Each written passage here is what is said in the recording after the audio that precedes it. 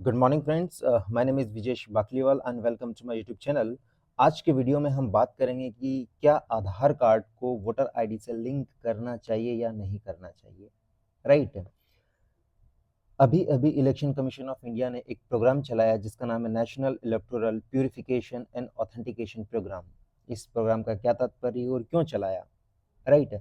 और इस प्रोग्राम के तहत जो ईपिक कार्ड है उसको आधार कार्ड से लिंक करने की बात कही जा रही है। इसके बाद इस वीडियो में हम ये भी बात करेंगे कि सुप्रीम कोर्ट ने एक जजमेंट दिया जिसका नाम है पुट्टा स्वामी केस 2018 में, which is related to right to privacy under article 21 of the Indian constitution. Right. तो ये सारी चीज़ें एक दूसरे से किस तरह से इंटरलिंक्ड है और किस तरह से हम यहाँ की जो इन्फॉर्मेशन है उसको पीटी के पर्सपेक्टिव से और मेंस के पर्सपेक्टिव से किस तरह से इस्तेमाल कर सकते हैं, और definitely you can use also for the interview as well. Right. So चलिए हम समझने की कोशिश करते हैं और यहाँ से अच्छे अच्छे पॉइंट्स उसको एक्सट्रैक्ट करने की कोशिश करते हैं। दरअसल ये हुआ कि अभी जो आपको पता ही है कि दिल्ली में मेंबर ऑफ लेजिस्लेटिव असेंबली का इलेक्शन आने वाला है। तो आप पार्टी, जिसको आम आदमी पार्टी के नाम से जाना जाता है, बीजेपी भारतीय जनता पार्टी, वो एक दूसरे के ऊपर ब्लेम लगा रही है कि आपने इलेक्टोरल रोल का मिस यूज किया है या मैनिपुलेशन किया है। राइट। और इसके कारण अभी जो वोटर आईडी, राइट, जिसको हम बोलते हैं इलेक्शन फोटो आइडेंटिटी कार्ड या फिर ईपिक कार्ड भी बोला जाता है। ये थोड़ा सा इसका फुल फॉर्म याद रख लीजिए, कभी कभी छोटी मोटी एग्जाम में पूछ लेते हैं कि ईपिक का फुल फॉर्म क्या होता है। इलेक्शन फोटो आइडेंटिटी कार्ड होता है। उसको क्या यू नो आधार कार्ड से लिंक करना चाहिए या नहीं करना चाहिए। तो चलिए यहाँ से समझने की कोशिश करते हैं कि इसके हिस्ट्री क्या है, इस प्रपोजल की हिस्ट्री क्या है। तो इलेक्शन कमीशन ऑफ इंडिया ने एक फरवरी में प्रोग्राम लॉन्च किया था।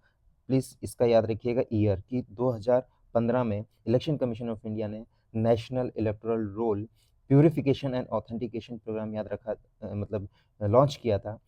इसको बोलते हैं NERPAP।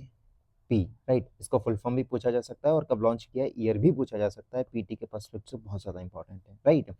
इसके माध्यम से वो ये करना चाहते हैं कि जो डुप्लीकेट एंट्रीज होती है इलेक्टोरल रोल में उसको ख़त्म करना चाहते हैं। राइट।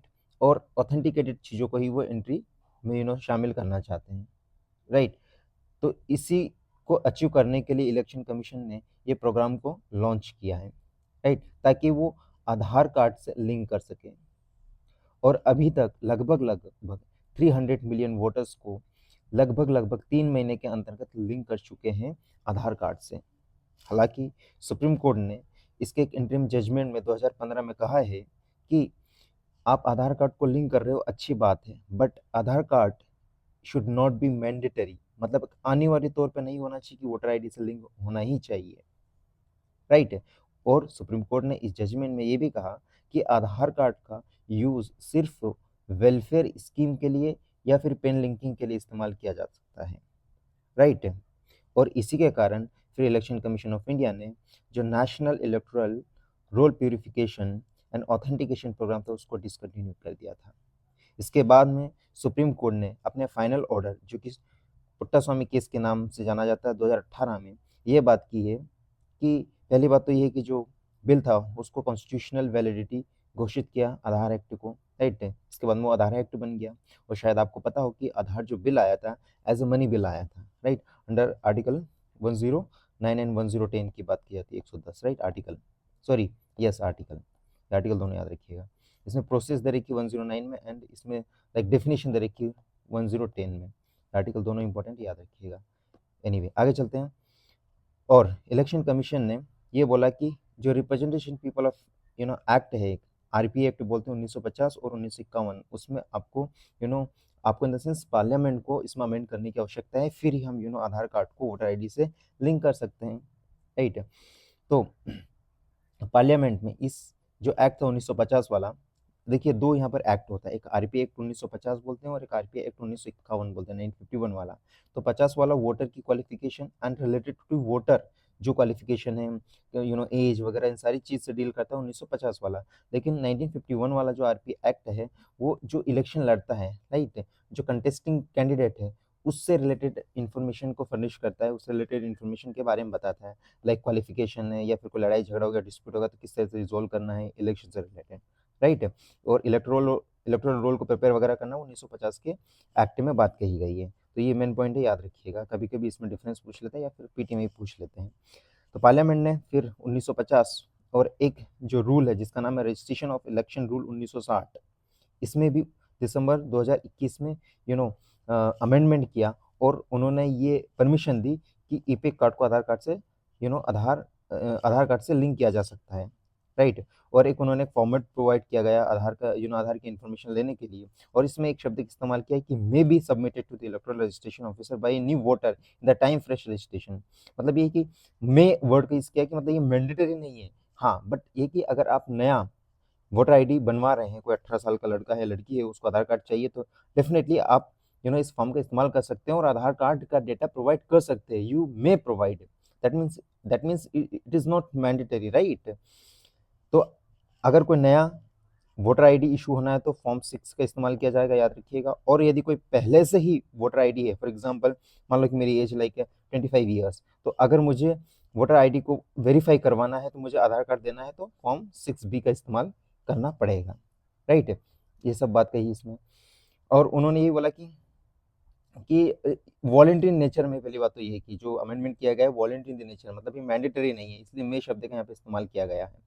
इसके बाद में ये अमेंडमेंट ये भी स्पेसिफाई करता है कि no application for the inclusion of name in the electoral roll shall be denied.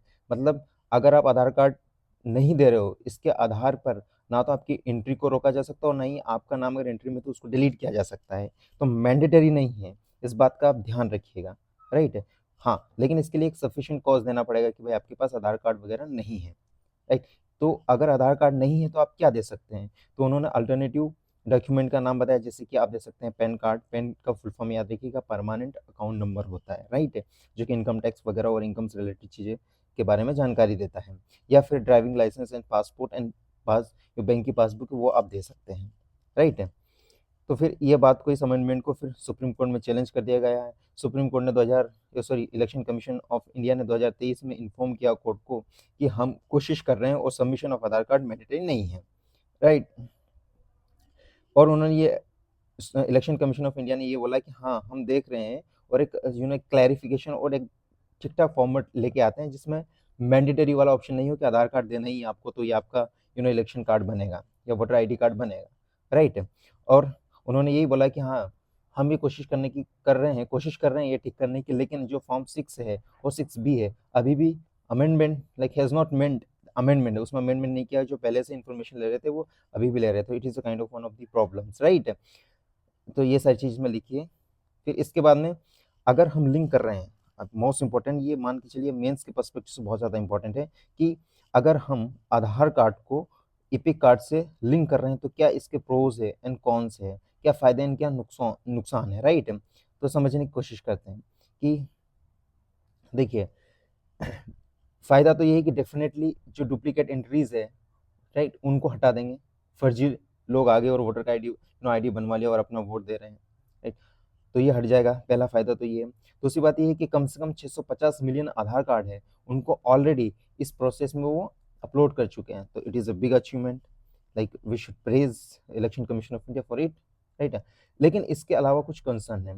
ये तो अपन ने फायदे देख लिए एंड कुछ कंसर्न देखते हैं, what are the like problems.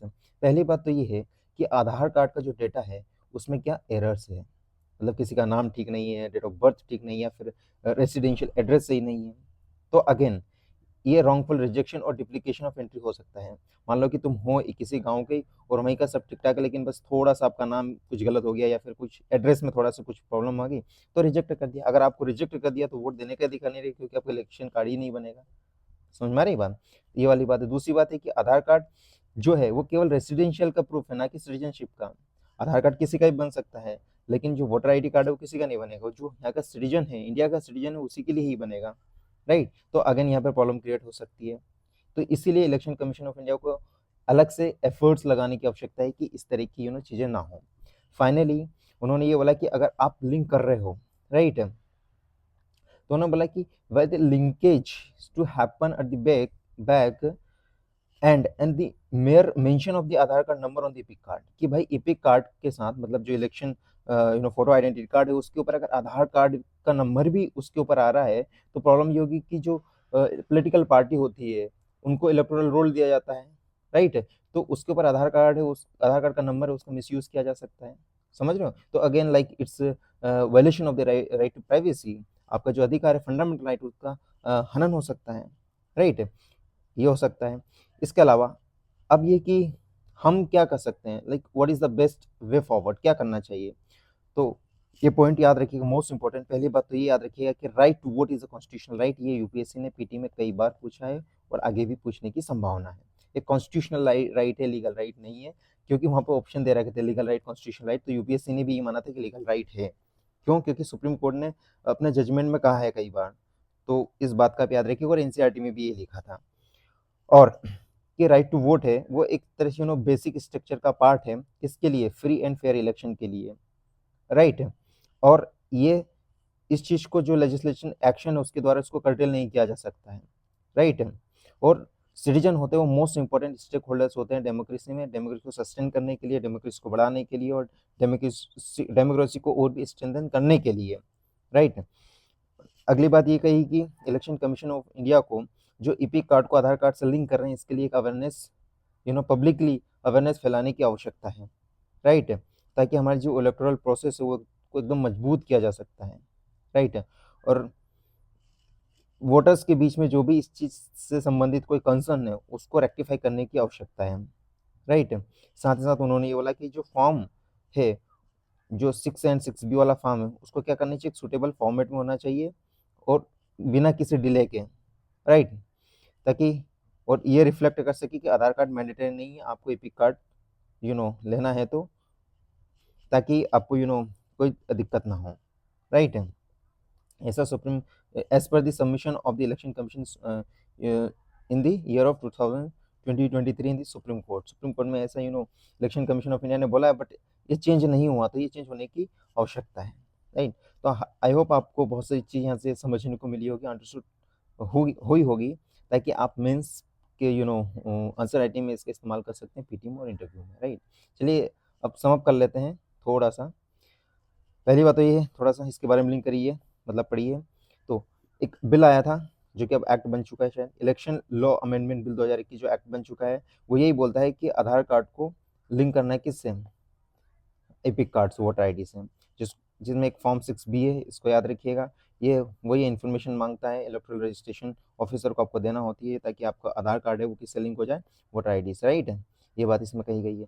इसके बाद में क्या ज़रूरत है, अब समअप कर रहे हैं, और मेन पॉइंट जो आपको याद रखना है कि पहली बात है कि डुप्लीकेशन है उसको हटाओ, राइट।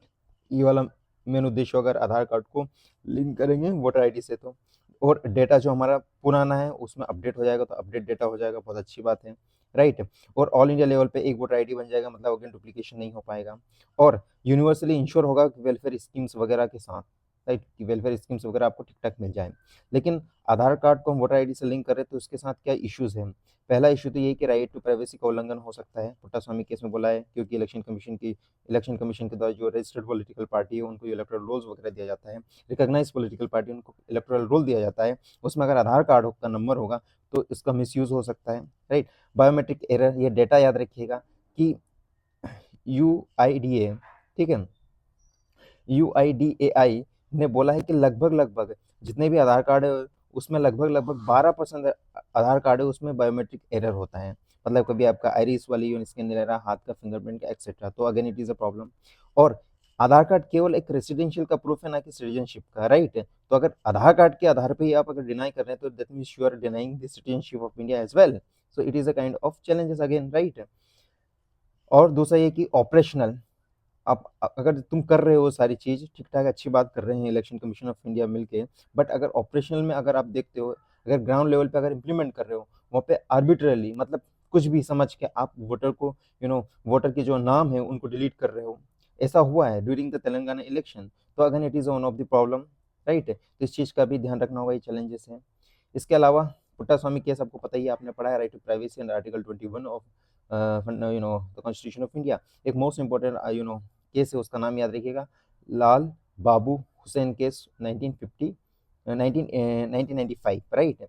उन्होंने ये बोला कि राइट टू वोट है उसको आप डिसअलाउ नहीं कर सकते हैं, राइट।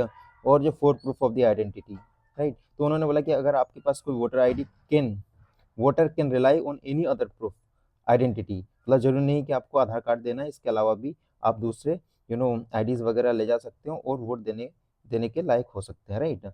सो इसके अलावा आप ये भी पढ़िए इलेक्शन कमीशन ऑफ इंडिया के बारे में। आपको पता है इलेक्शन कमीशन ऑफ इंडिया एक कॉन्स्टिट्यूशनल बॉडी है, अंडर आर्टिकल 324 से लेकर 329 के बीच में दे रखा है।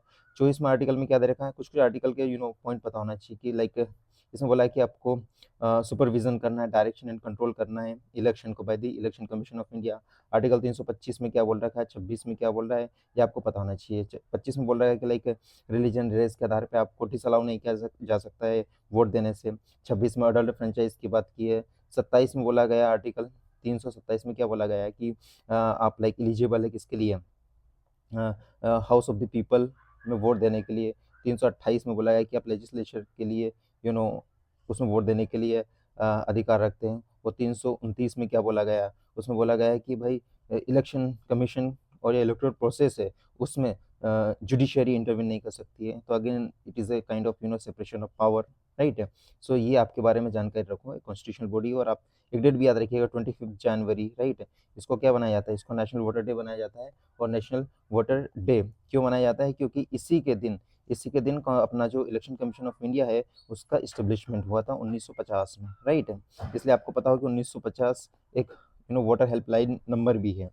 इसके अलावा एपिक कार्ड के बारे में पढ़िएगा, राइट है। और इसके बारे में भी पढ़िएगा, मोस्ट इंपॉर्टेंट, ये दोनों आपके लिए होमवर्क है, पढ़िएगा, मोस्ट इंपॉर्टेंट है। So thank you so much for watching this video, have a nice time.